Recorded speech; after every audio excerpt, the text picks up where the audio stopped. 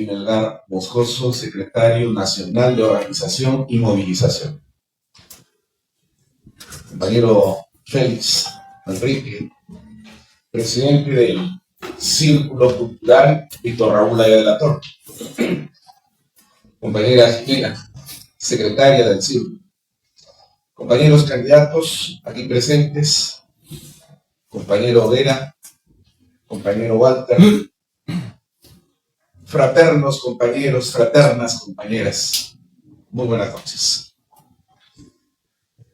Qué felicidad siente el alma de un aprista cuando se encuentra en la casa de un aprista. Y esta casa,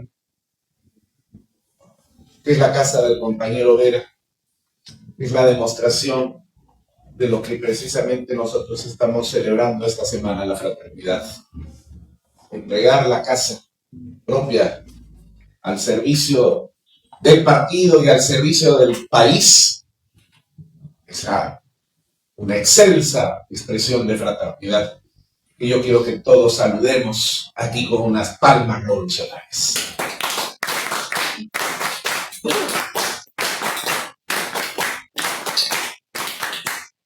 Perdón que lo interrumpa, no quiere palmas, él quiere que marquen el 15, el 12 de abril.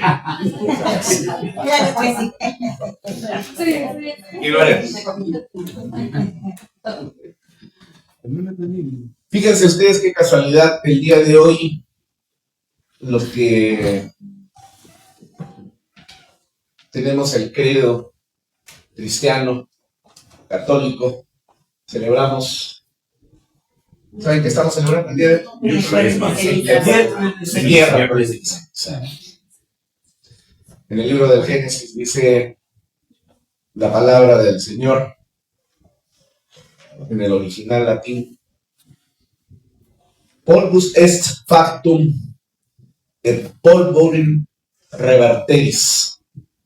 Del polvo vienes y al polvo regresarás. Y decía yo, qué casualidad, porque justamente engarza con las palabras del compañero Manuel Seoane, que en 1946, en ese extraordinario discurso brindado en el Estadio Nacional, mucho más repleto que cuando se llena para algún espectáculo deportivo o algún concierto musical, rebasaba no solamente de apristas, sino también de peruanos que estaban ahí presentes, identificándose con el sentimiento de la celebración del cumpleaños del compañero jefe, y decía en su discurso que ha pasado a la historia con el nombre de recado del corazón del pueblo: cuando seamos polvo y tengamos que encontrarnos con la eternidad, seguiremos celebrando a Víctor Raúl. ¿Por qué hago esta comparación? Es una comparación probablemente no casual, si es que nosotros tratamos de encontrar con una proyección de mirada mucho más profunda respecto de lo que significa la relación que tenemos con nuestro gran creador. El polvo significa materia y la materia es temporal. Pero en esa temporalidad también podemos encontrar nosotros expresiones de eternidad. Y ahí está presente lo que señalaba mi querido compañero, amigo, hermano y paisano, Enrique Melgar: la dialéctica de la unidad y lucha de contrarios. Y en ese pensamiento podemos nosotros encontrar que lo temporal se identifica con lo eterno, y de ello surge una síntesis que en el caso peruano está identificada con la vida y obra de Víctor Raúl Aya de la Torre, a quien estamos rindiendo homenaje a lo largo de toda esta semana. ¿Qué le puedo contar a mis compañeros sobre la vida y obra de Víctor Raúl si todos los aquí presentes son conocedores de ella?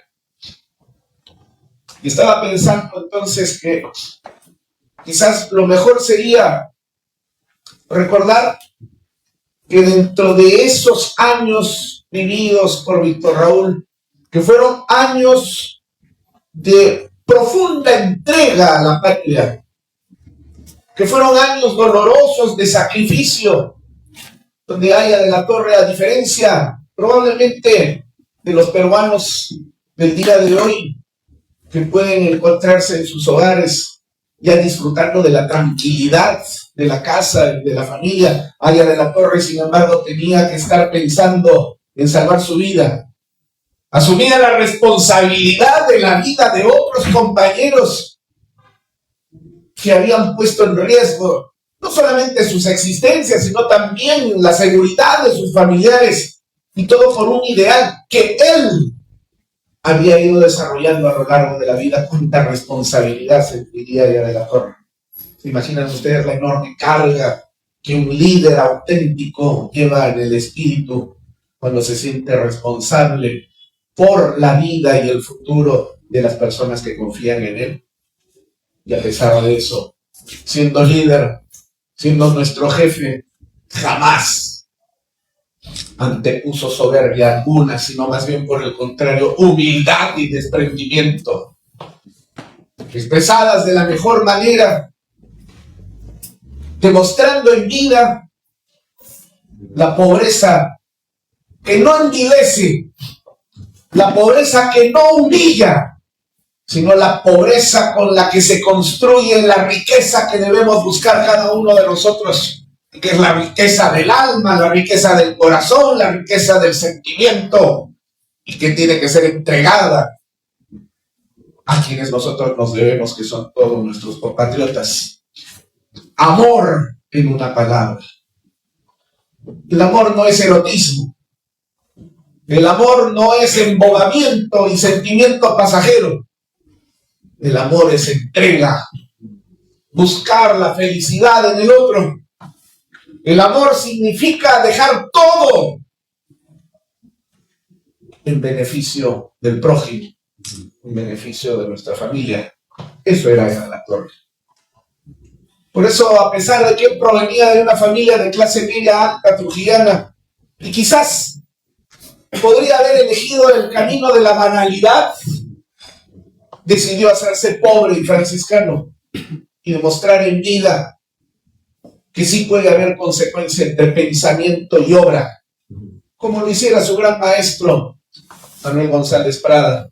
Yo quiero aquí reivindicar el pensamiento del gran Batlle peruano, padre del nacionalismo, que le transmitiera tanta enseñanza a Víctor Raúl, un hombre que provenía también de una de las familias de la más rancia aristocracia limeña, y que sin embargo decidió hacerse pobre y dejar todo atrás, como San Francisco, e irse a vivir a una pequeña habitación en lo que el día de hoy es el Jirón de la Unión, y convertirse en maestro de los jóvenes. Ese fue el maestro de Aya de la Torre, ese fue el maestro de Luis Alberto, el maestro de Luis Heisen, el maestro del Cachorro. Y ellos aprendieron y entendieron el significado de lo que significa realmente entrega por amor, sin esperar recibir absolutamente ninguna retribución ni nada a cambio. Yo agradezco por eso a la compañera Mari Lanata por la generosidad de su presentación, en las palabras que ha vertido cuando da a conocer mi currículum, que lo único que muestra es que los años han pasado. Hemos venido acumulando cosas. Pero todo ello quiero sintetizarlo en solamente una palabra. Cuando me preguntan cuál es tu currículum, yo digo: soy artista y soy un estudiante. Así de simple y sencillo. Aya de la Torre, con ese sentimiento, vivía en casa ajena y murió en casa ajena. Cobraba un sol del Parlamento. ¿Cuántos de nosotros el día de hoy podría hacer ese enorme sacrificio? ¿Cuántos de nosotros podríamos demostrar en los hechos esa consecuencia entre lo que significa la palabra, lo que los medievales denominaban la flatus vocis, finalmente, es decir, palabras que se lanzan al viento y no tienen ningún significado, porque mis obras no están presentes, pero en Aya estaba, porque él creía y sentía lo que conocía y sabía. El hombre que nace en el siglo XIX, pero que se convierte en el gran peruano del siglo XX y cuyo pensamiento trasciende en el XXI y seguirá trascendiendo per secula seculorum por los siglos de los siglos. Había bebido de las fuentes directas de lo que se va a convertir el ámbito teórico, del que extraerá la mejor enseñanza que él pueda recoger para convertirla en la doctrina que conocemos con el nombre de filosofía mixta. Hace unos días atrás, algunos amigos e inclusive compañeros me decían qué difícil significa hacer aprismo dentro del partido aprista, quizás no en las calles, decía, sino dentro del partido aprista. Porque me decían, ¿has escuchado ese famoso dicho que dice que el peor enemigo de un peruano es otro peruano? Sí, lo conocemos.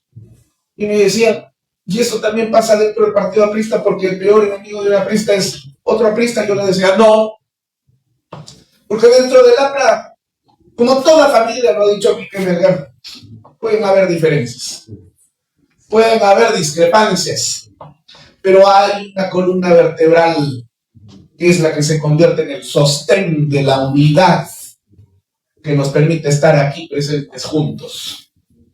Podemos pensar en algunos aspectos de manera diferente, pero ese eje medular es absolutamente insobornable y es el que termina convirtiéndose en el referente que debiera ser para todos los apristas la tabla, la materia gris a la que debemos recurrir para solucionar cualquier diferencia que podamos tener e identificarla con el sentimiento de la fraternidad que siempre nos debe unificar. Ayer estuve en una entrevista en un programa de televisión y me preguntaban, ¿ya se acabaron las rencillas del partido? ¿Cuáles rencillas? Y es que ha salido algún compañero atacando al candidato. A ti mismo una compañera tuya te ha atacado. Dije, no son ataques, es expresión de la dialéctica. Y así lo tomamos, así lo sentimos. Y por último, aunque fuera cierto, cosa que pongo entre paréntesis, ese tipo de cosas se deben discutir dentro del partido, no afuera.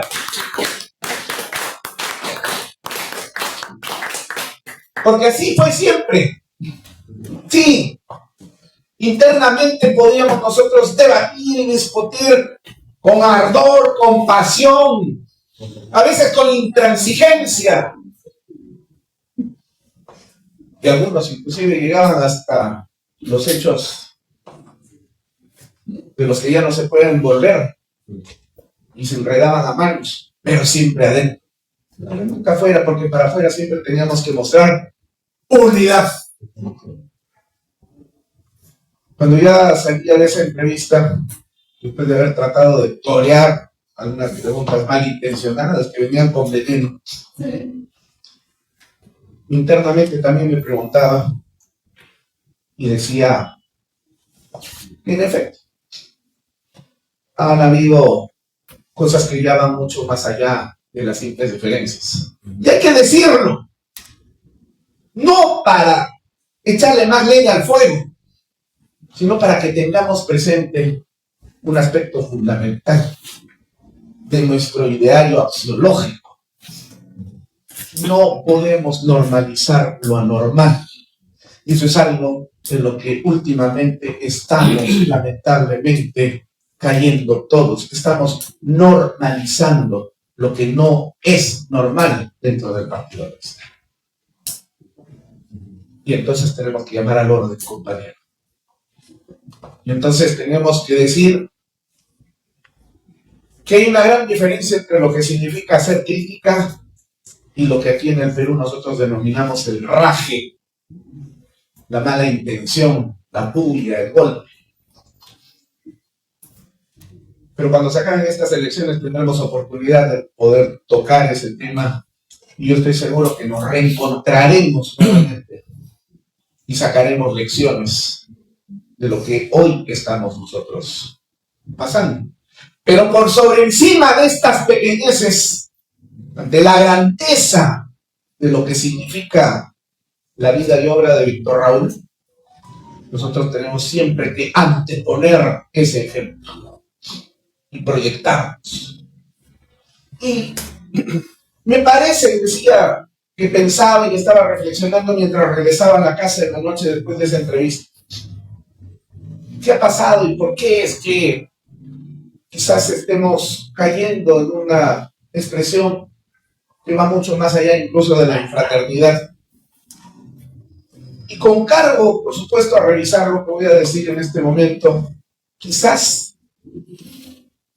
ello se deba a que en los últimos años nos hemos desvinculado del pensamiento de Víctor Raúl.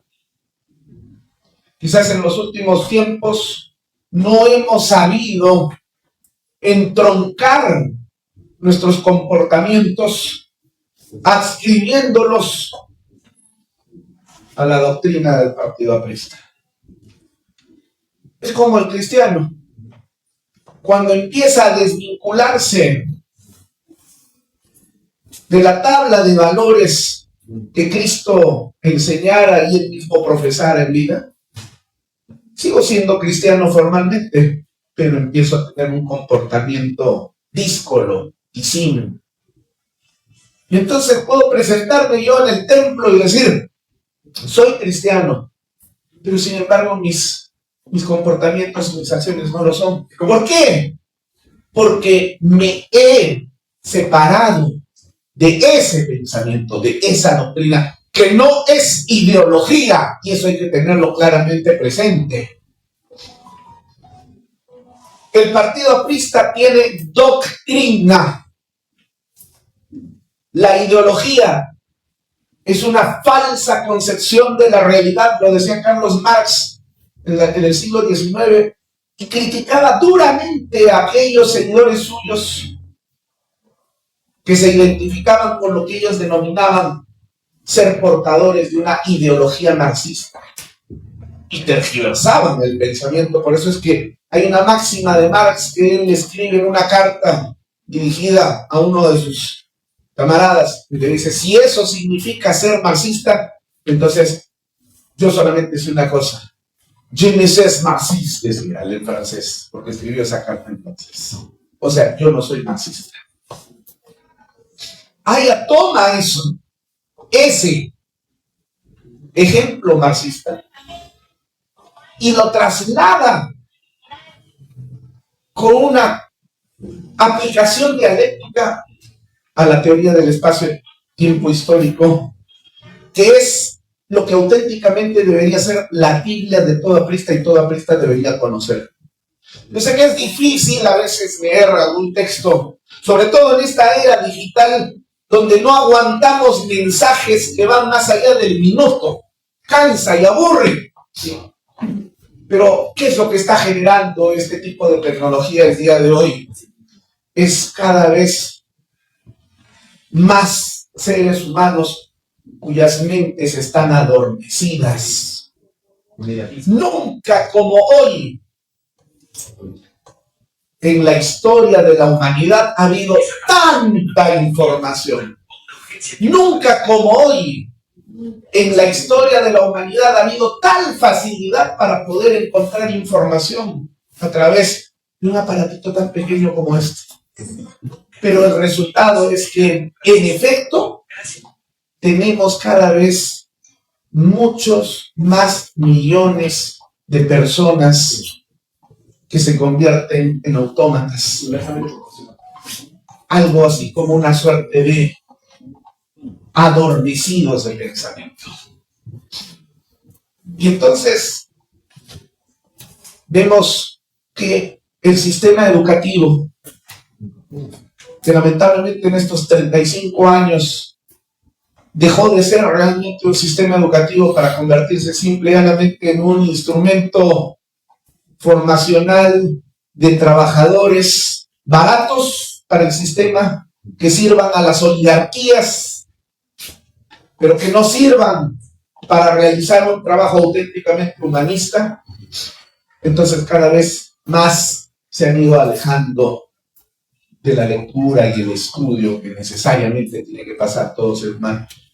Yo no sé cuántos de ustedes tengan todavía niños en el colegio, sobrinos probablemente, y sufran como yo he sufrido. Tengo 3 hijos, los 2 mayores, uno ya ha egresado de la universidad, la otra también ha culminado su carrera. ¿Y cuán difícil era para un padre tratar de entender las metodologías educativas de inicios del presente siglo? Absolutamente incomprensibles. Y tengo un tercer hijo que tiene 10 años, y la cosa se hace todavía mucho más difícil. Yo dije, porque a veces mis palabras no tienen diplomacia, y voy de manera directa a hacer algunas afirmaciones en algún momento, pero no miento en ello, aunque suene duro. Los colegios el día de hoy se han convertido en fábricas de imbéciles, en fábricas de idiotas. Y eso le conviene a alguien. Por supuesto que eso le conviene a alguien. Porque mientras más millones de idiotas tengamos caminando en la calle, pues en consecuencia tenemos más esclavos cada vez. No esclavos que llevan el grillete en las muñecas de las manos, ni tampoco en los tobillos, sino son grilletes que están aquí en la mente. Y cuando se esclaviza el espíritu del ser humano, entonces el ser humano deja de ser el ser humano. Aya de la Torre combatía eso y se proyectaba en el tiempo. Pero para poder comprender esto tenemos que entender su filosofía. Y por eso yo siempre le he pedido a mis compañeros, y por eso es que soy profesor dentro del partido aprista.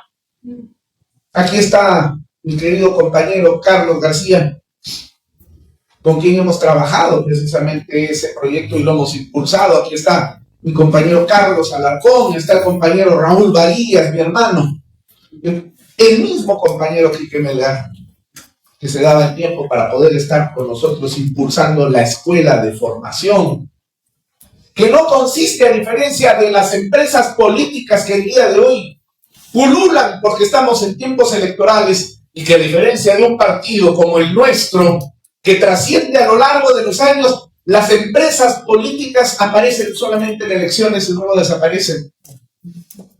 Lo cual demuestra precisamente que esos líderes lo son, pero de barro, y tienen solamente intereses en ellos mismos y no en el país. Nada más. Y ahí, en esas escuelas supuestas, esas empresas políticas, clubes de amigos, como le llamaba Luis Alberto, se aprenden de memoria clichés con los cuales salen a la televisión, a la radio, ahora en el TikTok y en las redes sociales, a repetir como paporreta una frase que no entienden porque no la comprenden. Nosotros no somos repetidores de frases. Podríamos aprendernos de memoria pan con libertad, pero ¿qué significa pan con libertad? ¿Qué es lo que entraña esa expresión? ¿Dónde está el sentido de la unidad dialéctica entre lo que significa libertad, unificado con derechos, expresada en la teoría del espacio-tiempo histórico, inspirada en el gran pensamiento del maestro alemán Hegel y del propio Carlos Marx? Porque si nosotros leemos el prólogo de ese libro, encontraremos que Aya decía: los apristas metodológicamente somos marxistas, pero así como Carlos Marx superó a su maestro Hegel, nosotros hemos venido a superar al propio Carlos Marx. Y no era una expresión de vanidad ni de arrogancia intelectual, es una realidad. Un gran filósofo aprista aquí presente, Raúl Varillas, nos daba cátedra y nos indicaba precisamente cómo es que el día de hoy, recién en este siglo XXI, algunas voces contemporáneas empiezan a expresar en el mundo el pensamiento que ya expresaba ella de la Torre en la década de los años 30 y 40 del siglo pasado y que nosotros llamamos el relativismo del espacio-tiempo histórico. Pero ¿por qué a ellos sí les escuchan en el mundo y a ella de la Torre? Quizás pareciera que fue postergado en el tiempo y se quedó ahí, cosa que no es así. Y es que, lo decía yo cuando tuve el uso de la palabra en el busto de Víctor Raúl en la avenida Cuba, y Quique Melgar lo volvió a ratificar. ¿Cómo aparece el cristianismo si no solamente con 12 personas? Uno suicidado por traidor y el otro crucificado por su pensamiento. Solamente se quedaron 11. Y con 11 hombres y un converso, Paulo de Tarso, conocido después con el nombre de San Pablo, ese pensamiento que sale de las canteras del judaísmo se convierte en la gran religión que nosotros tenemos el día de hoy. Y más que religión, es una concepción del mundo, donde millones de seres humanos le entregan ese amor por ese credo de pensar en un Dios Padre, un Dios Hijo y un Dios Espíritu Santo. 11 hombres hicieron posible ese trabajo, trascendente en más de 2000 años en la historia. Y entonces, tendríamos nosotros que aprender las lecciones de la historia y pensar que no somos pocos los apristas, sino que lo que pasa es que nos estamos alejando del pensamiento de Elia de la Torre y por eso es que algunas palabras disidentes pueden incurrir en errores en este momento. Y escucho por ahí algún candidato o alguna candidata que empieza a expresar su punto de vista en lugar de dar un discurso que esté alineado al pensamiento de Víctor Raúl. ¿Es su culpa? Probablemente no. Pero sí es su responsabilidad no haberse preparado. Y esa es su responsabilidad, pero también es responsabilidad del partido. Y por eso seguiremos impulsando, independientemente de lo que pase en las elecciones, seguiremos trabajando en la escuela dentro del partido.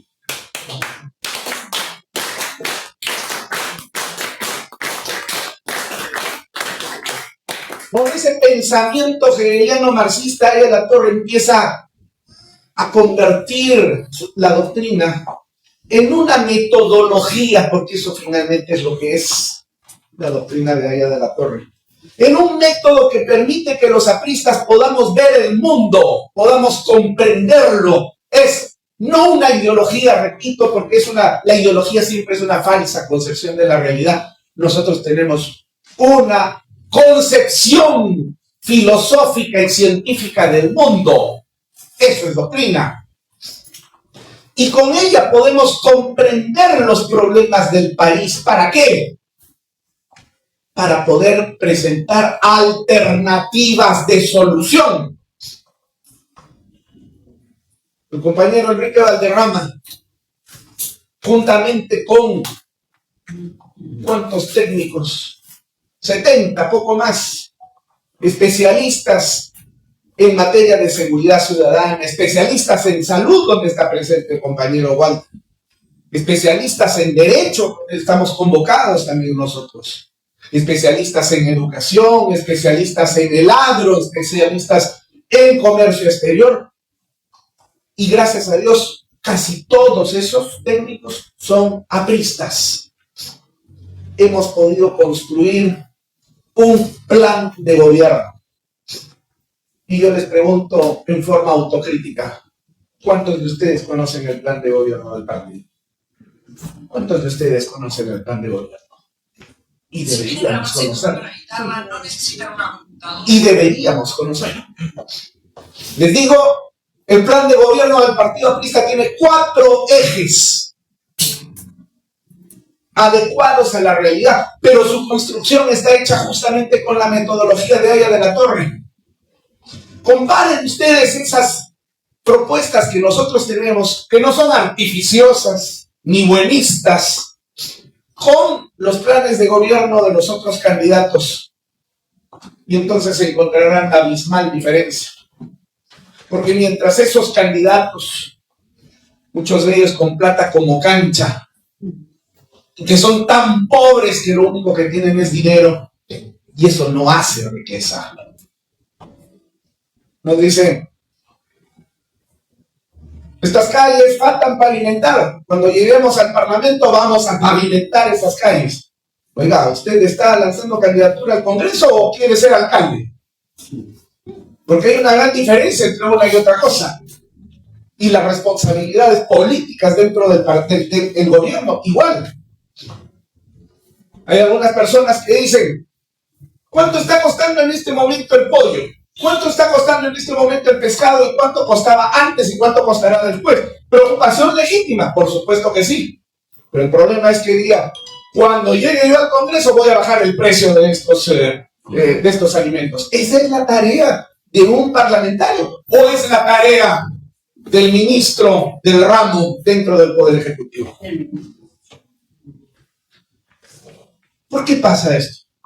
Porque esas empresas políticas no tienen la riqueza que nosotros tenemos, metodología, no tienen doctrina, no saben leer la realidad del país. Y es más, ni siquiera conocen el país. Nos acaba de decir el compañero Melgar que en 20 días ha recorrido 15 regiones. Pero no es la primera vez. Desde que yo conozco a Jique y nos conocemos cuando todavía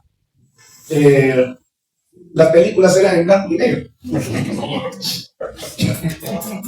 Yo tenía un televisor fijo en blanco y negro. Cuando tener un televisor en una casa ya era signo de riqueza. Un lujo. Hoy día hay televisores hasta en el baño.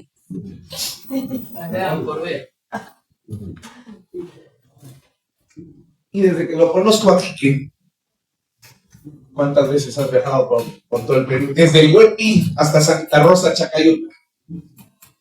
Desde el Callao hasta Cugapacori, Nahuananti, al otro lado del país. ¿Cuánto conoces del país, Quique? ¿Y cuántas veces le has dado vuelta a la patria? Gracias a la Y gracias al Partido Aprista. Pero no con el pecula aprista,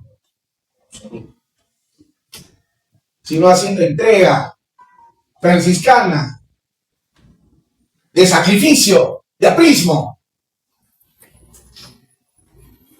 Por eso voy a votar por él para Parlamento. Por supuesto, por el compañero. Entonces, yo tengo la suerte, por mi trabajo educativo, soy profesor desde 1999. He viajado por todo el país. Y esto me ha permitido, no solo como profesor, sino como funcionario público, 15 años de mi vida, de los 51 años que tengo, le he dedicado a la administración pública, a la gestión pública. Hace unos días me pusieron para debatir a una candidata de un partido que yo recién conocí ese día.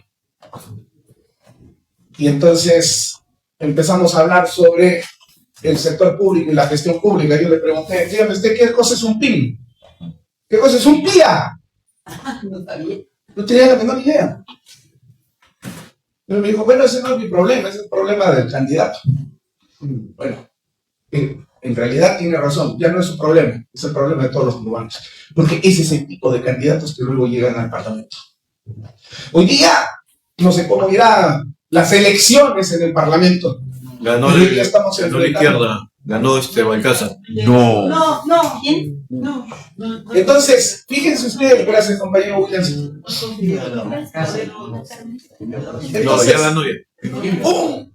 Permítanme, un parlamentario que antes fue juez y que como propuesta política dentro del Parlamento estaba fomentando la normalidad de las relaciones sexuales entre adultos y menores, hablando de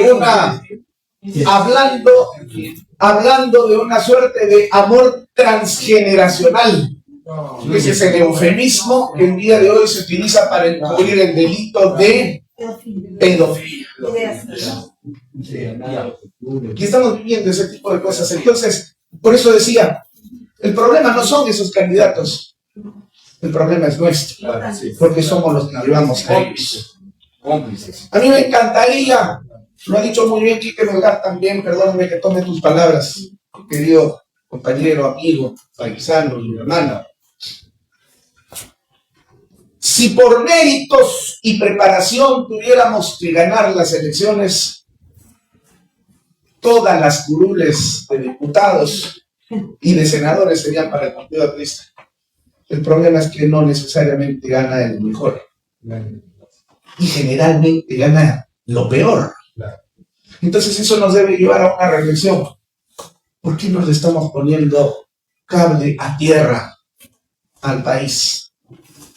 Y otra vez vuelvo a la misma cuestión. ¿Por qué no lo estamos leyendo? ¿Por qué no lo estamos interpretando? ¿Por qué no nos estamos dando cuenta que en un proceso de imbecilización de más de 25 años, el día de hoy al peruano que quiere votar por el que hace bailecitos en TikTok, por el que dice estupideces dentro de las redes sociales, porque alguien habla difícil, como Luis Pacheco, dirían algunos? Y no estoy hablando en difícil, ¿no? Sino que simple y llanamente se ha adormecido tanto la mentalidad colectiva que a veces ya no se entiende lo que se está diciendo. Y donde todo se ha relativizado, entonces el día de hoy todo el mundo tiene la razón. Y esa es una preocupación que tenemos que tener los apristas nuevamente. Esa preocupación que tenemos que tener nosotros en nuestra vinculación con lo más rico que tenemos heredado de Víctor Raúl, la doctrina. Podría decir que damos una guerra en la primera línea de la verdad, y era que se está asesinando. Y termino diciendo, cuando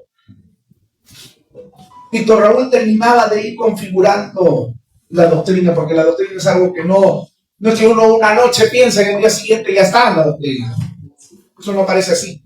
Entonces se va configurando a lo largo de los años y va encontrando un proceso de decantación y de madurez. Y cuando ya en la madurez de la vida de Víctor Raúl, el pueblo peruano lo elige como presidente de la Asamblea Constituyente, Aya de la Torre diseña la estructura de la mejor constitución que el planeta Tierra ha tenido, la de 1979. Y digo la mejor constitución que el planeta Tierra tuvo en ese momento por una sencilla razón. Si ustedes comparan la constitución de 1979 con las 11 constituciones anteriores que el Perú, digamos 12, le voy a agregar la de Cádiz, porque el Perú era España en aquella época, en 1812, era una provincia de España. Todas las constituciones comienzan refiriéndose siempre al Estado, pero nunca hablaban de la persona. Aya de la Torre, con el pensamiento hegeliano, invirtió toda esa figura y colocó a la cabeza a la persona y redacta ese artículo primero tan hermoso, no solo en términos jurídicos, sino también axiológicos. La defensa de la persona humana es el fin de la sociedad y del Estado. Fíjense ustedes esa gran importancia de colocar al ser humano a la cabeza de la Constitución. E inaugura una nueva época dentro de la historia del derecho constitucional en el mundo. Cuando los españoles que estaban haciendo su constitución después de la muerte de Franco en el 76 y estaban haciendo su constitución, se enteraron de esto, se apuraron a meter algo similar y sacaron la constitución un año antes, el 78, la constitución española vigente desde ese año hasta hoy. Pero ellos no pusieron lo que Aya puso en el primer lugar del artículo 1, lo metieron en el artículo 5. ¿Por qué Aya pensaba así? Porque él pensaba como Hegel, la persona, la defensa de la persona. Y la persona se une a otra persona, varón y mujer, y forma familia. Y las familias forman sociedad, y cuando pueblan un territorio y echan raíces y generan historia, y entonces empiezan a relacionarse con un mismo idioma, contradicciones que se van forjando a lo largo de los años, entonces el espíritu de esa sociedad se sublima y se eleva a la categoría de nación. Y esa nación necesita un Estado. Hegel pensaba así: la estructura era persona, familia, sociedad, Estado. Vean ustedes la estructura de la Constitución del 79. Es exactamente hegeliana. Persona, artículo 4. Me acuerdo perfectamente de ese artículo 4. La defensa de la familia. 4, 5, 6, 7 y 8. Familia, sociedad, elementos de la nación. Y finalmente la estructura del Estado. Ni siquiera Fujimori, gran criminal por haber perseguido al aprismo, hoy día parece que nos olvidáramos de ese pasado, de ese momento. Y acá estamos felizmente vivos para poder dar fe de ello. ¿No nos persiguió el fujimorismo, Quique, allá en nuestra tierra, en Huancayo? ¿Cómo nos enfrentamos contra el criminal gobierno dictatorial de aquel entonces? Llama la atención, por eso es que algunos salen abrazados a un fujimorismo proveniente precisamente de esa época. Podemos reconocer, porque nosotros no somos mezquinos, y podemos reconocer aciertos, claro que sí, pero no podemos pasar por alto todos los fraudes, la persecución al compañero Alan García. ¿Acaso no lo querían matar ese 5 de abril, la noche del 5 de abril? O Alan se escondió en otra casa porque él quería hacer la finta de que lo estaban persiguiendo. La orden de Montesinos era matar a Alan García. Ya nos olvidamos que Alan tuvo que salir a Colombia y quedarse ahí y luego pasar a Francia. No fue la dictadura criminal que no le permitió venir aquí al Perú a enterrar al compañero Carlos García Ronceros cuando este murió. Así de miserables fueron. ¿Cómo nos podemos olvidar de eso? No lo tenemos en el corazón para odiar, porque los apristas no somos odiadores, pero sí tenemos memoria.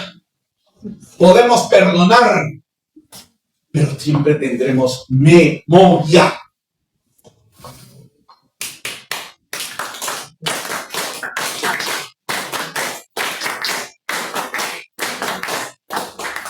Entonces, ni siquiera Fujimori se atrevió a cambiar la estructura de la Constitución, y por eso es que la Constitución actual tiene exactamente la misma estructura que la Constitución de 1979. ¿Podemos mejorarla? Por supuesto que sí, y ese es un compromiso que los apristas tenemos que llevar al Parlamento para devolver el espiritualista a esa Constitución que el día de hoy carece de alma. Quizás un gran aporte podríamos señalar de ese CCD, como se llamó. Recordarán ustedes el Congreso Constituyente Democrático del 92-93. En el artículo 1 le agregaron algo más a lo que ya estaba escrito en el artículo 1 de la Constitución del 79. Ahora dice: la defensa de la persona humana y de su dignidad son el fin supremo de la sociedad y del Estado. Ese es un gran aporte, no lo podemos negar. Claro que sí. Pero alguien ya había pensado en esa idea de que la vida humana se tiene que defender desde la concepción. Por eso que los apristas no podríamos avalar jamás el crimen del aborto, salvo algunas circunstancias muy especiales, cuando se pone en riesgo, por ejemplo, la vida de la madre. Pero la persona humana, y eso lo dice la Constitución del 79, y está recogido en el Código Civil de 1984, que se elaboró sobre la base de la Constitución del 79, el concebido tiene derechos desde ese momento. O sea, la persona humana tiene derechos desde la concepción. Pero escucho que algunos compañeros dicen: sí, estamos de acuerdo, o no sé. ¿Por qué? Porque desconoce la doctrina. Volvamos a Aya de la Torre. Y ese es precisamente el mejor aporte de la renovación. ¿Por qué estamos con Enrique Valderrama desde que lo conocimos? Justamente porque la renovación implica regresar a Aya de la Torre. Y así poder decir orgullosos. Y justamente en esta semana, y sobre todo el domingo, Aya vive, vuelve y vencerá.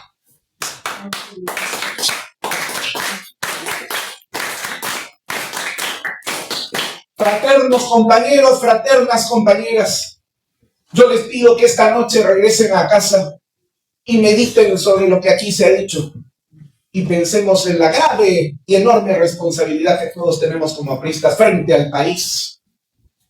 Tenemos que prepararnos más, porque los tiempos que se vienen son todavía mucho más duros. Las cosas no van a ser mejores por buenas intenciones, sino porque tenemos que hacer que las cosas sean mejores. Y nosotros tenemos la clave. Celebraremos el 131º aniversario del nacimiento de Víctor Raúl. Lo celebraremos con orgullo, fervor y emoción.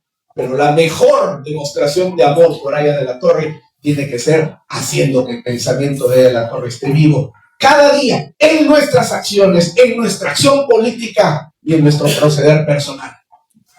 ¡Aya, vaya! ¡Aya, vaya! ¡Aya, vaya! ¡Víctor Raúl! Presente. ¡Víctor Raúl! Presente. ¡Víctor Raúl! Presente. ¡Viva Arapla! Viva. ¡Viva el Perú! Viva. Muchas gracias.